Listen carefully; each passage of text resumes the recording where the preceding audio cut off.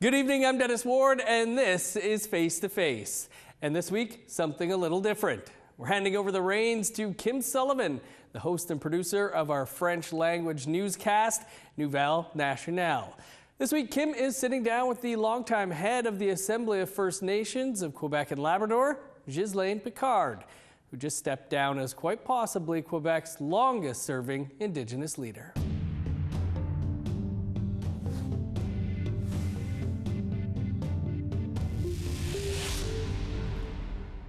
Notre invité cette semaine est l'ancien chef régional de l'Assemblée des Premières Nations du Québec et du Labrador, chef Ghislain Picard. Chef Picard a occupé son poste de chef régional pendant 33 ans, se confirmant à chaque réélection comme un pilier de la politique autochtone au Québec et au Labrador. Inou de la communauté de Pessamit, chef Picard a commencé sa carrière en communication, plus précisément en médias en langue autochtone. Il a cofondé la Société de communication Atikamekw-Montagnais, une organisation à but non lucratif qui diffuse des programmes en langue autochtone à la radio pour les communautés éloignées, en particulier les nations Inou. Peu après, il se lance dans la politique. Tout d'abord, il est élu au Conseil Atikamekw et Montagnais en 1989 et 3 ans plus tard, en janvier 92, il est élu chef régional de l'APNQL, poste qu'il a occupé jusqu'à cette année. Et c'est un plaisir de vous accueillir au programme. On dit vous, tu? Ben, tu. Tu? Oui. Je vais vous tutoyer. Oui, oui. Je te tutoie. Oui, oui. Une des figures les plus marquantes de la politique autochtone de les 3 dernières décennies. C'est tellement bien qu'on vous a pour notre première édition de Face à Face et on vous remercie d'être ici. Mais avant de parler du politicien, j'aimerais parler un peu de l'homme. Né à Pessimit, Bétisamique, comme on disait dans le temps, la langue principale est le Inuimun. Est-ce qu'on peut dire que tu as grandi d'une façon traditionnelle?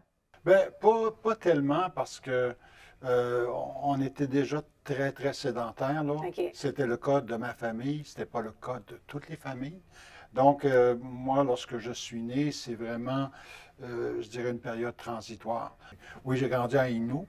Le français est devenu une réalité là, avec l'école, oui. Je réalise que je ne suis pas une bonne élève depuis tantôt que je dis vous quand je devrais dire tu. Ouais. Est-ce que tes professeurs croyaient que vous étiez un petit parleur dans la classe? Parce que vous avez décidé ensuite d'aller en communication, ensuite en politique. Est-ce que vous aviez cette personnalité-là déjà jeune? Bien, j'étais, pas pour me lancer des fleurs, mais j'étais très studieux, Okay. très appliqué dans mes études. Mais en même temps, j'étais très réservé. Ah oui? Oui, Mon j'étais Dieu! personne timide, puis difficulté d'ouvrir. Mais lorsqu'on est dans la communauté et lorsqu'on est à l'extérieur de la communauté, c'est 2 mondes qui sont très différents. Hein. Oui, de toute évidence, le fait d'être une minorité, et c'est ce que je constate encore aujourd'hui, plusieurs décennies plus tard, c'est qu'on a tendance à s'affirmer davantage. Donc, affirmation avec un intérêt marqué pour ce que nous sommes, ce que sont les Inuits. Et très jeune, vers la fin de l'adolescence, je me suis impliqué dans des projets locaux qui avaient cette intention-là, de vraiment relever là, ce que nous avions comme particularité, spécificité comme nation. Est-ce que c'est là que les racines ont pris forme pour vouloir devenir un politicien, pour avoir une voix pour la communauté autochtone? Non, je dirais pas encore. Pas encore? Non, pas encore, parce que il a fallu en savoir davantage et ce que les jeunes de ma génération aussi, ce qui n'est plus le cas aujourd'hui, en tout cas un peu moins, c'est qu'on a eu en 1974 le collège Manitou, hein, au nord de Montréal, à peu près 90 minutes, et ça a été une trop brève expérience, à peu près 2 ans et demi. Puis c'était totalement révolutionnaire, là. Un collège qui était associé à 2 collèges à Montréal, Antique et Dawson, qui avait comme objectif vraiment d'accueillir une clientèle autochtone au niveau collégial. Il y avait aussi beaucoup de choses ici même au Québec qui se passaient. Oui. C'était l'époque des grands chantiers de la baie James, hein, au début 70. Je me souviens qu'il y avait des manifestations dans les rues de Montréal, notamment contre le projet. Mais ça fait partie de l'époque. Hein, on recule il y a presque 60 ans maintenant. C'est quand même récent Oui. comme passé. Et je pense que quelque part, ça a contribué à peut-être créer une opinion aussi chez la personne, m'incluant évidemment. Ça met une personne au défi et ça met une personne devant des choix qui ne sont pas toujours évidents. Et moi, je considère avoir été très, très privilégié d'être tombé sur une bonne époque, les bonnes personnes, et qui m'ont permis finalement d'explorer et d'exploiter à fond là, mes intérêts. Je veux qu'on touche un peu sur Ghislain Picard, le politicien. Comme on a dit plus tôt, votre première carrière a été en médias. Après, vous avez décidé de vous présenter à l'APNQL, quand même chef de 43 différentes nations. En tant que politicien, est-ce que vous pensez que justement c'était ce don de communication qui a fait en sorte que l'écoute de 43 différents chefs a été plus facile? J'ai toujours privilégié l'écoute plus que n'importe quoi d'autre. Je pense que c'est important d'être à l'écoute, de bien saisir ce que les gens ont à partager. Et en même temps, je pense avoir bien saisi la responsabilité qui impliquait le poste de chef régional. Et toujours en insistant sur le fait que j'ai toujours considéré que je n'étais pas un chef des chefs. Et ça, c'est important à mes yeux. Donc, moi, j'ai toujours trouvé que nos communautés avaient été, ça, c'est je dirais, le legs de la colonisation, toujours un peu en retrait, difficulté d'exprimer des opinions, et ça, c'était voulu, hein? Donc, il fallait réapprendre à écouter, à parler, et à se faire une opinion sur des dossiers qui, finalement, faisaient partie de notre quotidien. Donc, oui, je pense que quelque part, ça a formé la personne que je suis devenu là, comme chef régional. On est très content qu'il y ait eu l'époque, les gens et tout qui vous a amené à être où est-ce que vous étiez pour les 33 dernières années. Je pense qu'il y a plusieurs gens qui ont beaucoup à dire sur votre expérience et c'est à ça qu'on va revenir après cette courte pause. Il y a encore beaucoup à développer. Restez avec nous.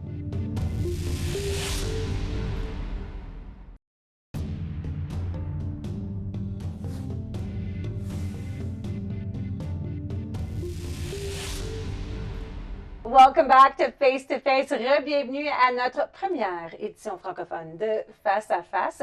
Notre invité cette semaine est nul autre que chef Ghislain Picard, ancien chef régional de l'APNQL. Plusieurs diraient même le seul de leur existence, 33 ans à la tête de l'organisation. Vous avez assuré le lien avec les 43 chefs du Québec-Labrador. Ça ne devait pas être facile de toujours les rendre heureux. En fait, j'ai toujours considéré la responsabilité comme un immense privilège. Je pense que c'est important de le rappeler, mais un privilège qui ne vient pas avec ses défis, qui ne vient pas sans défi. Là où le défi est intéressant, puis moi, je veux dire, plus il y avait de défis, plus je trouvais ça intéressant, c'est vraiment de faire un tout avec cette grande diversité-là. Lorsqu'on dit que c'est la diversité qui fait notre force, là, moi, je l'ai constaté à chaque fois que les chefs se réunissaient. Mon rôle à moi, c'est de déterminer qu'est-ce qui fait le commun de l'ensemble, mettre ça sur la table et inviter la discussion et pour pouvoir agir comme porte-parole qui est solidement attaché à des positions très, très claires de la part des chefs. Donc, c'est pas quelque chose, c'est sans prix. Oui. Oui, oui. Bien, quand on a dit aux chefs que vous alliez être ici aujourd'hui, ils ont décidé de mettre un petit message pour vous, un petit hommage qu'on va écouter à l'instant. Quoi, bonjour tout le monde. Départ du chef Ghislain Picard, quoi dire? Quoi dire après 33 ans, plus de 33 ans d'implication en politique active? On sait que la politique, c'est pas facile, je vous le confirme. Mais en plus, politique autochtone, politique dans des communautés où on habite, où on en est membre, encore plus difficile. Pour moi, Ghislain Picard, vraiment, c'est extraordinaire. 33 ans, chef de l'APNQL, donc une organisation politique, un poste électif. Là. Il est élu, là, donc à tous les 3 ans. Donc il a été élu 11 fois par ses pairs. c'est quelque chose de remarquable.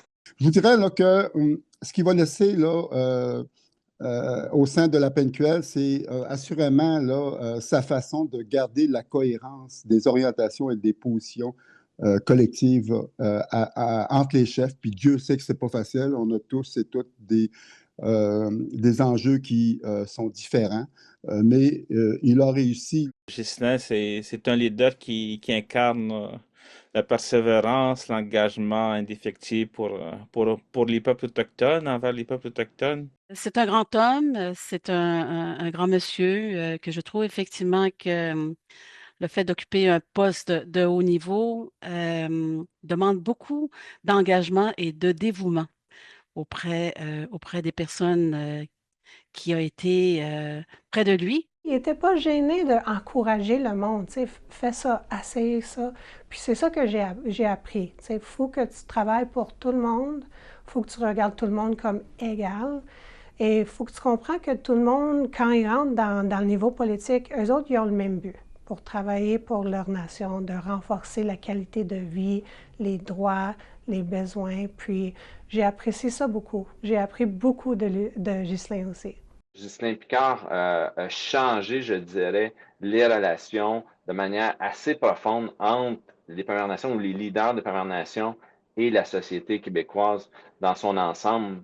Il a su naviguer avec ses habiletés dans les différents paliers gouvernementaux tout en demeurant à l'écoute des réalités de nos communautés, mais aussi son leadership qui repose sur une capacité d'écoute exceptionnelle, une ouverture d'esprit, puis une éloquence qui permettent d'être un interlocuteur respecté de part puis d'autre des différentes instances gouvernementales, puis tant chez les Premières Nations elles-mêmes. La compétence qui fait en sorte qu'on est un excellent communicateur, c'est l'écoute qu'on peut avoir. Puis M. Picard maîtrisait, là, bien sûr, l'art d'écouter, de bien entendre, de bien comprendre pour, après ça, être en mesure là, d'adresser le message là, qu'il fallait aux autres acteurs.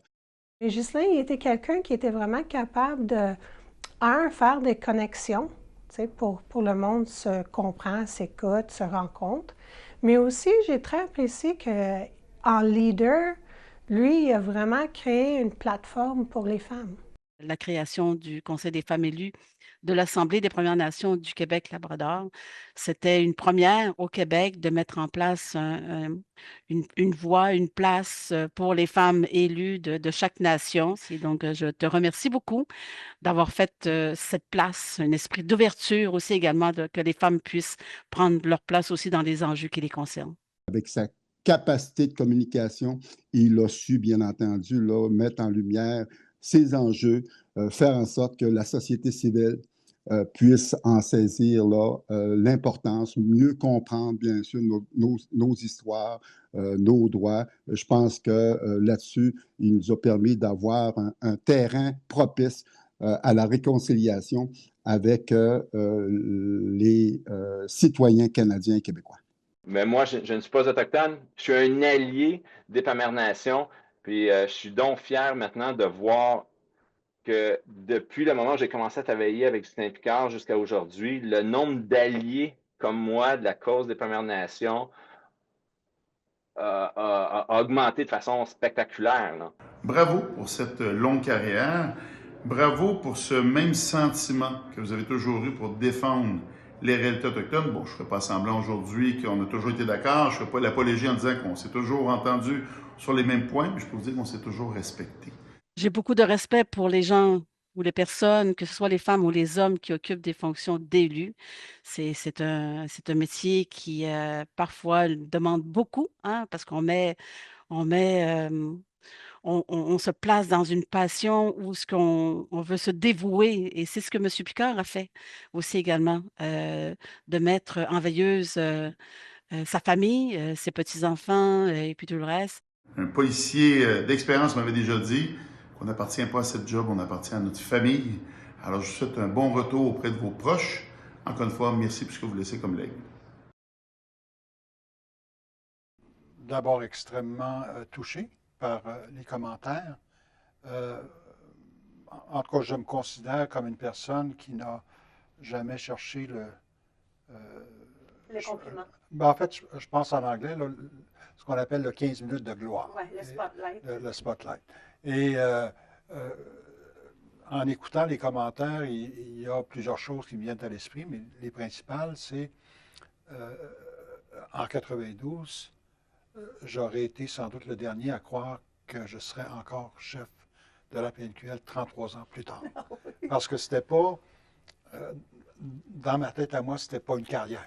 Okay. C'était une mission. Et avec un début et une fin. Et donc, après chaque élection, on fait son auto-évaluation. Est-ce qu'on est en bonne santé? Est-ce que le feu est toujours allumé? Est-ce qu'il y a encore une cause pour laquelle il faut se battre? Et est-ce que, encore plus important, est-ce que l'appui autour de la table est toujours là? Donc, 33 ans plus tard, je pense que tout ça était au rendez-vous, incluant l'appui de mes pairs, des chefs autour de la table. Et maintenant, à 70 ans, c'était important de prendre une décision parce que on sent qu'on a contribué beaucoup, qu'on pourrait en contribuer, mais en même temps, il constate plusieurs années plus tard, c'est que le risque, ça a été, oui, un beau risque, mais en même temps, c'est pas arrivé souvent où j'ai frappé un mur. Oui. Et ça, je dois vraiment dire merci aux chefs à travers les années. Ceux et celles qui sont là aujourd'hui, ceux et celles qui ont été là depuis 1992. Et c'est ça qui, moi, je pense, beaucoup nourrit dans les décisions que j'ai eu à prendre à travers les années. Nous allons finir avec vous après cette courte pause. Il faut qu'on s'arrête pour quelques instants. Vous avez pris le choix de prendre un peu de recul. Vous allez pouvoir passer plus de temps avec votre famille. On va sauter sur ces sujets-là après cette pause. Restez des nôtres.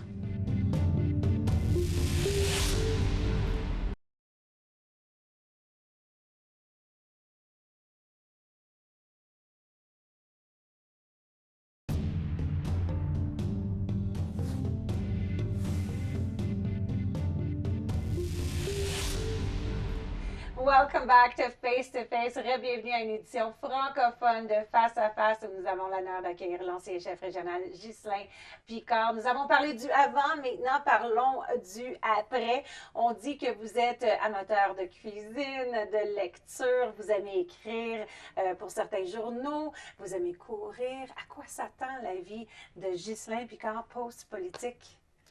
Ben écoute, je suis à l'heure des choix actuellement parce que une chose est claire dans ma tête, ça l'était avant ma décision aussi, c'est que je tiens à rester actif. Mm-hmm. Bon, tu parles de lecture, bon, ça va être maintenant lecture un peu plus agréable.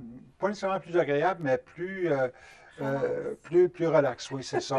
Et oui, j'ai le goût de me remettre en forme aussi, rester actif physiquement. Hein. Avec la pandémie, j'ai commencé à faire du vélo. Bon, je vais peut-être continuer. Ça fait 15 ans environ que je cours. Puis on a tendance à sacrifier ces moments-là en politique parce que tout est une priorité. Donc là, ça va être un peu plus flexible là, de ce côté-là. Est-ce que vous êtes nerveux de décider qu'est-ce qui va se passer après? Est-ce que vous êtes... Bien, sur le plan professionnel, c'est là que, comme j'aime les défis, c'est là que les défis vont se présenter, c'est de faire les bons choix. Ouais. Hein, j'ai déjà une collaboration avec l'Université Concordia où je donne un cours pour la session automne 2025. Mais il y a également d'autres opportunités qui se présentent à moi. Il s'agira de faire des choix qui... le problème, c'est que tout est intéressant. Donc, il faudra quelque part faire un choix parce que, de toute évidence, on ne pourra pas tout faire. Vous allez passer un peu plus de temps en famille. Est-ce que tu encouragerais une de tes filles si elle décidait de se lancer en politique plus tard? Si c'est quelque chose qui arrivait, je dirais oui. C'est quelque chose que je pourrais très certainement encourager, mais c'est pas quelque chose, c'est pas un intérêt que j'initierais moi-même. Je pense que c'est vrai pour mes filles, hein, qui ont été beaucoup plus présentes je veux dire, dans ma vie à moi à l'époque, là, comme politicien. Donc, j'ai jamais vu un intérêt de leur part. La priorité, c'était vraiment, bon, finir les études, éventuellement avoir un chum, avoir des enfants. Puis mes 3 filles ont mis beaucoup de temps sur les enfants. Et donc, oui, ça ne veut pas dire qu'on ne veut pas être actif avec un métier très, très précis. Mes 3 filles sont demeurées très, très actives dans leur sphère. Les 3 filles sont demeurées très, très actives dans leur sphère respective. Mais ceci étant dit, chez les petits-enfants, non, je ne vois pas d'intérêt à ce moment-ci. Est-ce que Mais, vous êtes un bon babysitter? oui, mais je l'ai déjà été. Puis, oui, On aime j'ai venir toujours chez aimé ça. grand-papa? J'ai toujours aimé ça.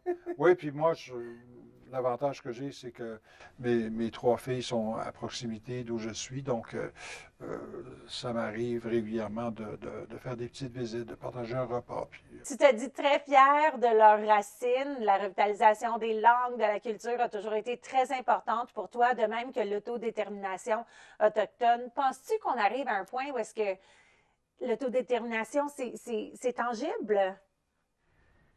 bien, je pense qu'on n'a pas le choix Oui.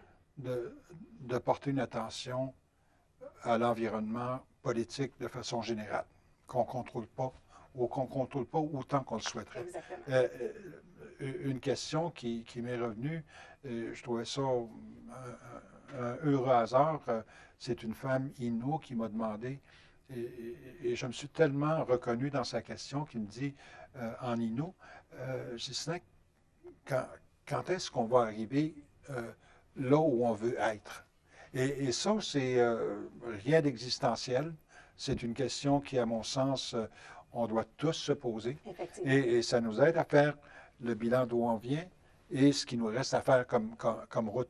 Et je trouve ça important parce que pour moi, contrairement peut-être aux tendances politiques qu'on voit autour de nous, l'autodétermination, c'est l'objectif que nous partageons tous et toutes. Et on peut avoir des opinions différentes sur la façon d'y parvenir, mais en même temps, je pense que tout le monde est vraiment, a vraiment l'œil sur l'objectif. C'est un objectif qui ne sort pas du radar, à mon avis. Et pour moi, ben, ça me ramène à cette question-là. Et ce que je constate, et c'est pour ça que je veux rester actif au-delà de ma décision de partir, c'est qu'il y a encore beaucoup de chemin à faire. Nous sommes optimistes aussi, surtout sachant qu'il y aura toujours un peu de Ghislain Picard avec nous. C'est tout le temps que nous avons pour cette émission de Face à Face. Je m'appelle Kim Sullivan. Si vous avez aimé, vous pouvez visionner tous nos épisodes sur notre site web aptnnews.ca ou notre page APTN News sur YouTube. Et tous les épisodes de Face à Face sont disponibles en podcast, y compris celui-ci.